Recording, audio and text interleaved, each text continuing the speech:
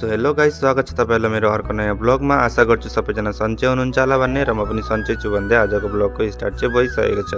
So बहुत long टाइमको बादमा चाहिँ मैले फेरि आज ब्लग बनाउँदै छु। लास्ट ब्लग चाहिँ मेरो रहेको थियो घर जाँदाखेरि चाहिँ मैले धेरै ब्लगहरु बनाएको थिएँ, धेरै गाउँको मोमेन्टहरु क्याप्चर गरेको थिएँ, मैले युट्युबमा अपलोड गरेको थिएँ। सो त्यसको बादमा चेन्नई आएपछि चाहिँ मैले केही पनि गरेको थिइनँ, ब्लगहरु केही पनि गरेको थिइनँ, शर्ट्सहरु नै अपलोड गरिरहेको थिएँ युट्युबमा पनि।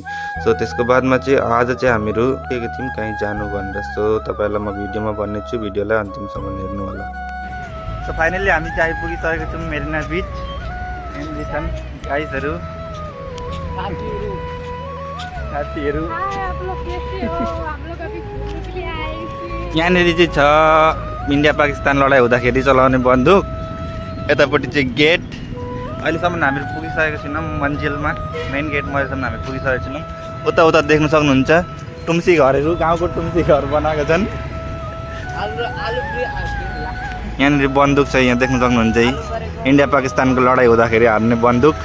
बिचको नजारा यहाँनिर हेर्न सक्नुहुन्छ। यस्तो दामी दामी नुहाएर रेस्ट गर्ने जग्गाहरू, घरहरू के भन्छन् थाहा छैन मलाई चाहिँ अब इङ्ग्लिसमा। यस्तो दामी दामी बनाएको छ। उ त्यहाँनिर गेट छ, यो चाहिँ सेकेन्ड गेट हो। फर्स्ट गेटतिर चाहिँ हामी पुगेको छैनौँ अहिलेसम्म। यहाँनिर चाहिँ देख्न सक्नुहुन्छ, यहाँनिर मैले पालेको माछा हो यो चाहिँ। अरे कहना क्या चाहते हो? यहाँनिर देख्नुहुन्छ पुनीको रिएक्सन। यहाँनिर चाहिँ छ तरबुज, हेर्न सक्नुहुन्छ। तरबुज सेपमा बस्ने चौतारी बनाएको छ। हामीहरू चाहिँ अब यहाँनिर फोटो खिच्नु आँटेको। साथीलु रेडी फोटो खिच्नुको लागि? बोल्दैनौ त अनि विशाल तिमी? पटङटङ बोल न। के बोल्नु माया?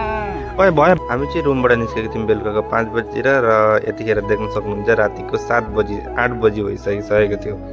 8 बजीसम्म पनि हामीहरूको फोटो खिचाइ भिडियो बनाइ अहिलेसम्म भइसकेकै थिएन। जहाँ हेऱ्यो त्यहीँ फोटो खिच्नु मन लाग्छ, जहाँ हेऱ्यो त्यहीँ भिडियो गर्न मन लाग्छ। सो त्यसको लागि चाहिँ अहिलेसम्म पनि सकेको थिएन। सो लास्ट फोटो चाहिँ हामीहरू यहाँनिर समुद्रमा ग्रुप फोटो सेल्फी लिम भनेर चाहिँ हामीहरू यहाँनिर उभिनु भन्दै थियौँ म चाहिँ यिनीहरूलाई। सो आजको लागि यति नै, भेट्नेछु अर्को ब्लगमा। By by.